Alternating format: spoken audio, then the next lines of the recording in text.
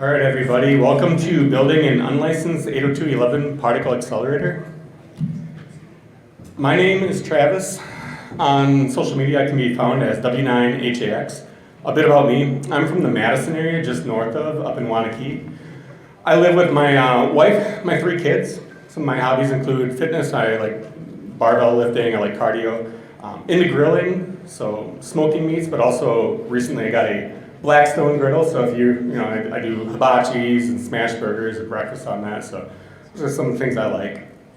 And also into amateur radio, so ham radio, I just recently got a general class license, so I like dabbling in the HF band, so full ham out there, awesome.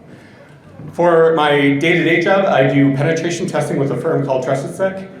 That was a recent change, but I really like the company, the culture, and kind of focus on internal penetration tests, external wireless assessments, web applications, kind of anything they throw at me, but that's the world I live in, more of the Active Directory domains. Also help co-sponsor a MadSec meetup, and before I move on, we are hosting one tonight at the Rock Bottom Brewery. Not to pull you away from the con, but if you're interested in a drink and some dinner, hit Rock Bottom. There's going to be MilSec, 920Sec, and MadSec all kind of in a conglomerate thing, and that's going to happen pretty much right after this talk into the evening hours whenever. And then lastly, I'm an avid Ghostbusters fan. And kind of growing up in the mid-'80s, Ghostbusters was my thing. Star Wars happened before my time. I grew up with the original movie, and then also the real Ghostbusters cartoon. Had a Kenner toy Pwnton Pack when I was a kid, so Ghostbusters was right up my alley. Fast forward 37 years later here now, the Ghostbusters Afterlife film got released. Now, who here's seen Afterlife? Anybody? That's all? Nobody's seen Afterlife. Okay, well your homework tonight, or soon, is to go see Ghostbusters Afterlife. Anyway, for Christmas this past year, my in-laws presented me with an awesome gift. It was a replica Pwnton Pack, as you see here. Not quite as you see here, but that was the gift. And I was thrilled. I mean, Ghostbusters is my thing again. And with the movie coming out, my nostalgia was hitting a fever pitch. That said, we have our Christmas dinner. We finish things up, and I take my kids. I'm like, hey guys, let's go downstairs. So we leave the lights off. We go down into the basement. And I'm like, all right, we're going to test this pack out. We're going to go bust some ghosts. And, we kind of use our imagination to blast some spooks and specters and whatnot. And fast forward 5 minutes, if they lasted even that long. My son, passes the pack back to me and underwhelmingly asks, he's like, Dad, does this thing actually do anything? And being kind of like the InfoSec hacker mindset I had, I'm like, well, no, not really, but we certainly can make it do something. And that's kind of what presented this talk. So, introducing the newest incarnation of Wi-Fi testing technology, the Pwnton Pack. So what is it? Really, it's a replica Pwnton Pack that's outfitted with a bunch of wireless attack arsenals. And why did I do this? Well, COVID, didn't have a whole lot going on. Winter months, not a whole lot going on in that time frame. And also I had a bin full of electronic devices, things like Arduinos, Raspberry Pis, things that were just laying around. Also, I had a 200-piece Arduino circuit kit, with servos and LEDs and resistors that I always wanted to do something with, never really had the time to do so. Also, I walk around at hacker conferences, whether it's this one or Black Hat, DEF CON, I see these hardware hacking villages. I've always been intrigued by them. I'm like, well, look at it, they're making their hat light up, say some cool text. And I was like, well, this would be a great way for me to do something similar to that. Also, wireless attack arsenal that was collecting dust. I hadn't been on site nearly 2-3 years, I want to say, and I was kind of losing my edge, or my edge with the wireless side. A bunch of all these tool sets that I wasn't really using at the time. I'm like, well, let's start integrating some of this into the Pwnton Pack. And lastly, this talk was kind of to inspire some newcomers, whether you're new to InfoSec, whether you're new to hardware hacking. I learned a little bit, so I thought this would be a great way to kind of showcase that and be like a conversation piece. So at conferences, you wear this thing around, it's bound to ask, get some attention and ask some questions. So what are the features of this pack? Well, it does have the ability to do rogue access points, so that's going to do it based on the beacon impersonation attack. So as your device is connected to your preferred network in the past and your preferred network list, it's going to listen for those beacons that your phones and your laptops are always beaconing out, And this pack will, on the fly, spin up those networks and say, hey, you're looking for free coffee Wi-Fi? I'm free coffee Wi-Fi. You're looking for in-flight go-go? I'm in-flight go-go. So it's using the Wi-Fi Pineapple technology to handle those attacks. Also, the Evil Twin WPA Enterprise attacks. So if you've got a network that employs at an organization like Radius Authentication, you can clone that network, you can get clients to associate to you and potentially grab credentials and or handshakes.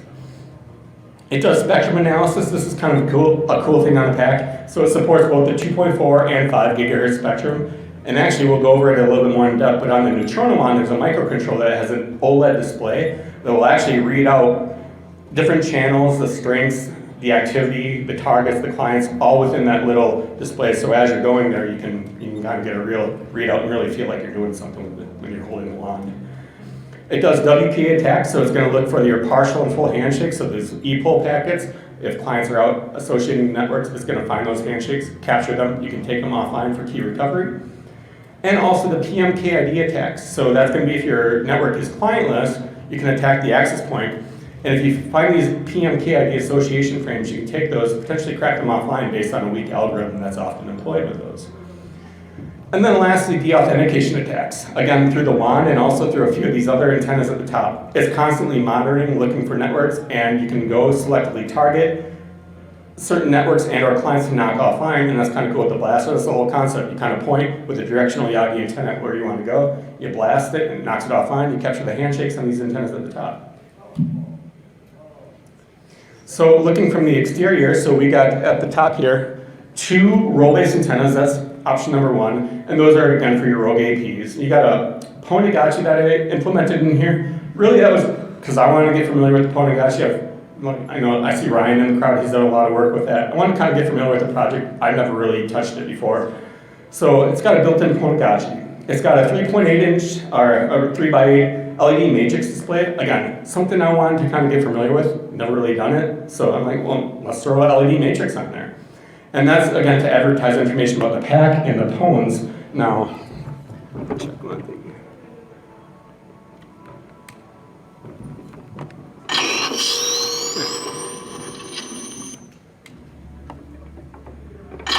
Yeah, go figure. When you're traveling, maybe you're not going wireless, but that LED display should be lighting up. Number 4, it's got a management radio interface, and this is to administer the pack via Wi-Fi or via a web interface. So you can manage the campaigns, you can manage the in-scope networks, do a bunch of stuff to kind of control and how the pack's operating. Number 5 at the top, this antenna up here should be moving right now. It should be panning in 180-degree motion, and that's not happening right now either. I apologize. Number 6, the Neutrino on at the very end. It's got a microcontroller at the end. We'll cover that a little bit more. That's where you're attacking and also the spectrum analysis. And then lastly, that microcontroller routes through a 2.4 gigahertz Yagi antenna, again, to kind of point where you want to go and what you want to attack. Hardware-wise, what's running under the hood? So we do have a Pi 4 in here. The reason I went with a Pi 4, like a lot of people are like, well, why didn't you use a Pi 0? You can't find a Pi 0 in stock right now. You just can't source one. So I had a Pi 4 laying around, and I figured, let's go ahead and use it. One advantage to the Pi 4, it allowed me to use external wireless adapters that supported 5 gigahertz spectrums. So a little bit more power, I could hook up an external adapter and get that Pwnton at the top, reading 5 gigahertz. So it does dual band support. Feedback via the 2.13 inch e-ink display, and again, that's going to be for your WPA handshakes and PMKID attacks. It's also got the Mark 7 Pineapple, so the newer Pineapple that's doing all your beacon and beacon impersonations, rogue AP attacks, enterprise, evil twin attacks, so on and so forth. Neat thing with that Pineapple is it's modular in design, so you can do more like man in the middle. Once you get a few clients connected, you can TCP down URL snarf, whatever you need to do. You control that traffic. I'm sorry, I jumped back one slide here. At the very top of this pack too, you'll see the Arduino up there at the very top. That's again controlling the LED matrix display and the servola. And then at the very bottom here, all these wires is the light and sound kit. So there's a microcontroller in here that supports light and sounds for movie accurate effects. It's also got a soundtrack mode here, so you can cycle through certain key songs to the Ghostbuster franchise, which we'll go over here. The Pwnton, again, that's more of a user interface and artificial intelligence. It's just a front end for BetterCap is what it's using under the hood. Does anyone use BetterCap here in the room? A few? Oh, quite a few. So it's a great way to kind of automate some of these wireless attacks. Again, the main job is to monitor for ePOL frames and PMKID frames. And also I modified mine to support the 5 GHz spectrum, but also throw some key Ghostbuster movie quotes in there so that you see like, don't cross the streams, are you the key master? Things that kind of created the theme. I really wanted to update the face on the Pwnton. It was a little outside my web UI know-how, but maybe that'll be coming for a future presentation. Microcontrollers, it's got a few of them in here, and again, that was kind of the main concept of doing this whole talk, is figuring out how these microcontrollers work. Hey look, there's the LED matrix doing its thing when it's supposed to be doing its thing. So I have 3 of them. I have an Arduino Nano that's using the matrix display and also controlling the servo motor at the top to make that antenna pan back and forth. It's got a proprietary light and sound kit. Again, that's for the Franken Geek movie accurate effects. So this LED and the cyclotron that goes around goes in a certain order, and a lot of Ghostbuster nerds are very specific to how that should look. That's what that microcontroller is doing. Then also got in the Neutrino wand that you pull off, a proprietary ESP07 microcontroller. And the neat thing about that controller is it's got an external Wi-Fi interface, and that's how I link into the 2.4 GHz Yagi antenna there. One neat call out here that I really want to hammer home is the bottom left image is from a website called WOKWI, and it's a virtual environment that allows you to piece together these components. So before I even picked up my soldering iron or any of electronic components, I could say I have an Arduino, I have a matrix display, I have a servo, I could wire it virtually, I could get real-time feedback, push code to it, troubleshoot it, figure out how it's all working. So this was really kind of the sticking point to help me get past like, all right, see this project from concept to actually have it do something. So I would really highly recommend the tinyurl.com by Pwnton Pack. That'll take you to the WOKWI site, and you can actually see the same code that I used to push it. It's a neat site, definitely check it out. It's kind of like Legos for adults, really. The Neutrino wand, so here you see the microcontroller in action. So again, the wand actually has 3 circuits on it. The 3 circuits are gonna power on the wand. You get kind of light and sound sequence from movie accurate effects. The top toggle here will actually power it on into our soundtrack mode. And with the soundtrack mode, that's going to cycle through like the Ghostbusters theme song, Bobby Brown's tune, all the ones that are very unique to the Ghostbusters franchise. And then the third toggle switch will activate the attack mode, which should turn on the, oh, you know what? I just wasn't thinking. There it is, I had the wrong switch. So the third toggle will power on the LED matrix display and the thing. I can't, yeah. All right. Needless to say, the microcontroller has the OLED display, and as you can see on the video, that allows you to cycle through. You can actually get a real-time spectrum reading of, what's on what channel. Is it only a few packets, or is it loaded hundreds of packets? That channel is the one you want to go after. It's really neat to kind of have that wand, but actually be able to toggle through what you're looking at. From there, you can select certain target networks you want to go after, clients that are connected to that target. You can then point it out, shoot it, and send deauthentication frames to knock them offline, hoping to get instant responses on your receiving antennas. What else on this here? The references down below are the software that microcontroller is using. I didn't write that. That was written by Space Hun Tech, and it's ESP8266 deauthor project. Again, I hardly even flashed these things in the past, so just learning how to interoperate with these microcontrollers and wire them up was a learning curve for me, but I took a lot out of it. Lastly, the DS-Tech hardware. He did this proprietary microcontroller. There's a lot of these controllers out there. I found using his, it's like $14 shipped from China to get to my doorstep was a lot easier than trying to kind of like create my own and do what I needed to do. So definitely check out his project. It was really cool because, again, this microcontroller allowed me to link up an external Yagi antenna, which I think was pretty neat. Power management. So this was one of the struggles I ran into with this pack, is there's a lot going on. You got Arduinos to power you. I found that this light and sound kit has a speaker that requires a 12-volt source. So I had to have 12-volt, 5-volt. I was kind of splicing wires here and there and everywhere, and really landed on 2 separate batteries. So I got a LiPo that has a 12-volt and 5-volt output, that powers the soundboard, lights, and Arduino device, and then a separate 38,000 milliamp battery that powers the pineapple and the Pi.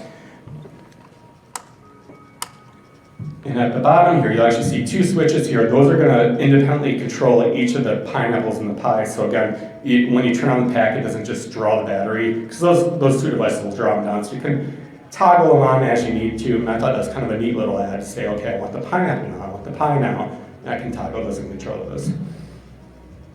Let's see. This is all managed again by connecting to the management web interface of the pineapple, and then really all I'm using is the Pwnton piece, or the Pwnton software that's provided by the Wi-Fi Pineapple. I just skinned it to throw some Ghostbuster stuff on there. Thought it looked kind of cool, but I haven't really done a whole lot to the software because everything they do works really well. I'm really happy with it. But yeah, just threw some Ghostbuster stuff on there. I thought it looked kind of neat. Here's a demo of the pack in action. So you power it on. That initiates the power on sequence. The cyclotron starts going. The light starts going.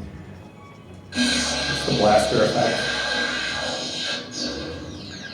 Next is the soundtrack sequence. So some Ghostbuster specific songs and themes. Use the blaster button to cycle between the songs. Ghostbusters theme.